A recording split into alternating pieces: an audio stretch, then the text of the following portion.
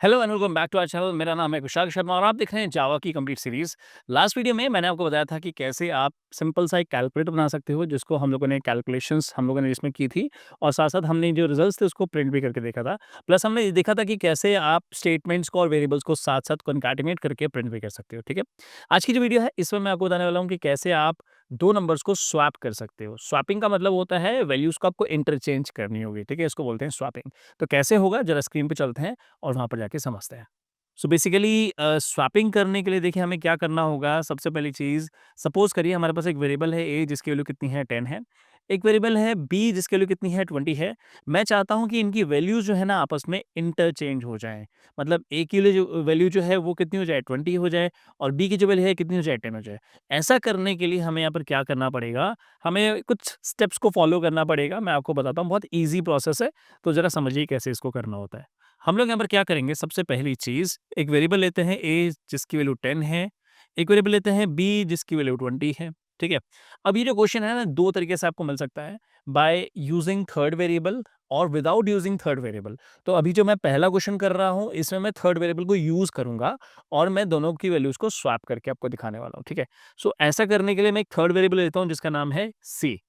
अब देखिए स्वैपिंग का मतलब ये है कि सपोज़ करिए हमारे पास यहाँ पर एक ग्लास है और इस ग्लास में एक लिक्विड भरा हुआ है, ठीक है? फॉर एग्ज़ाम्पल ये जो लिक्विड है ये ऑरेंज कलर का लिक्विड है और ये जो ग्लास का नाम है वो ए है, ठीक है?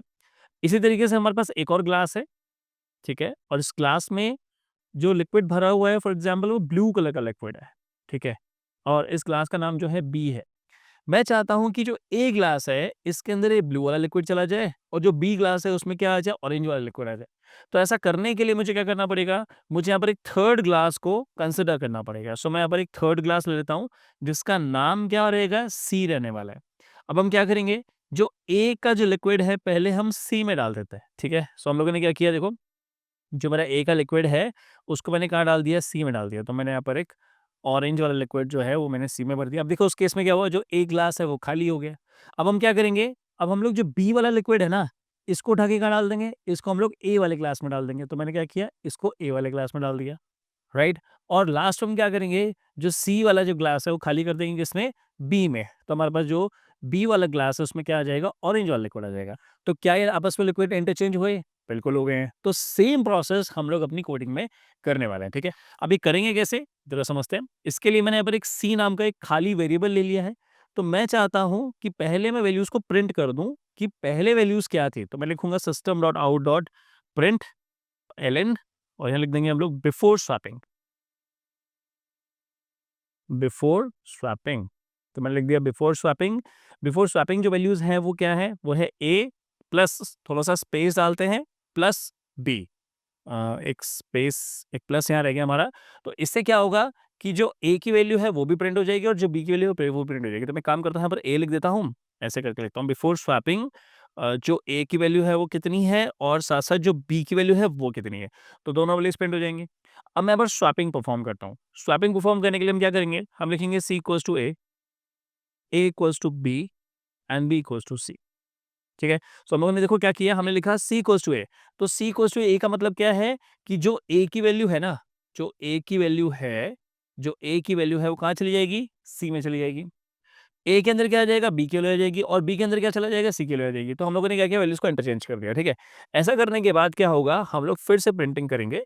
एक काम करते हैं, उसको कॉपी पेस्ट करते हैं, थोड़ा सा टाइम हमारा बचेगा और हम लोग इसको नीचे पेस्ट कर देते हैं, ठीक है? और इसको मैं लिख देता हूँ आफ्टर स्वैपिंग। मैं क्या लिखता हूँ, मैं लिख देता हूँ यहाँ पर आफ्टर स्वैपिंग। तो बिफोर स्वैपिंग क्या हुआ, वो हम लोगों ने यहाँ प्रिंट कर दिया जो ओरिजिनल वैल्यूज थी, और आफ्टर स्वैपिंग क्या होगा उसकी वैल्यूज मैं नीचे प्रिंट कर दे रहा हूँ। एक बार देखते हैं आंसर कितना आता है। सो मैं प्रोग्राम को रन करता हूँ, देखो यहाँ से। अब देखिए आंसर कितना आया है। बिफोर स्वैपिंग जो वैल्यूज हैं वो हैं 10 एंड 20 और आफ्टर स्वैपिंग जो वैल्यूज आई है वो कितनी आई है, 20 एंड 10। सो मुझे लगता है समझ आ गया है प्रोसेस कैसे है। So this is how you perform swapping, right? तो बहुत इंपॉर्टेंट स्टेप है स्पेसिफिकली फॉर क्लास 9 पे डेफिनेटली। उसके बाद तो बहुत रेयर है कि इस तरह का क्वेश्चन कोई आपके पास आएगा, है ना? So it's very important for you. So आप जरूर से इसको देख लीजिए। अब देखिए यहाँ पर फिर से मैं समझा देता हूँ कि क्या हो रहा है। हमने क्या लिखा, सी इक्वल्स टू ए, मतलब ए की वैल्यू कहाँ जा रही है, सी ने।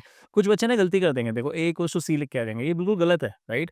हम हमेशा क्या करते हैं, वैल्यूज़ को राइट से लेफ्ट की तरफ फ्लो करवाते हैं, हमेशा राइट से लेफ्ट की तरफ वैल्यू जाती है। अगली बार क्या होगा, देखो ए में क्या आनी चाहिए, बी की वैल्यू आनी चाहिए और बी के अंदर क्या चला चला चला जाना चाहिए, सी चला जाना चाहिए, जिसकी मदद से हमारे पास जो वैल्यूज़ जो है आपस में इंटरचेंज हो जाएँगी, ठीक है ना? सो मुझे लगता है ये कोड अच्छे से समझ आ गया है, कोई प्रॉब्लम नहीं है। अगली वीडियो में आपको बताऊँगा कि कैसे आप स्वैपिंग कर सकते हो विदाउट यूजिंग थर्ड वेरिएबल। सो मिलते हैं नेक्स्ट वीडियो में, तब तक के लिए बाय बाय।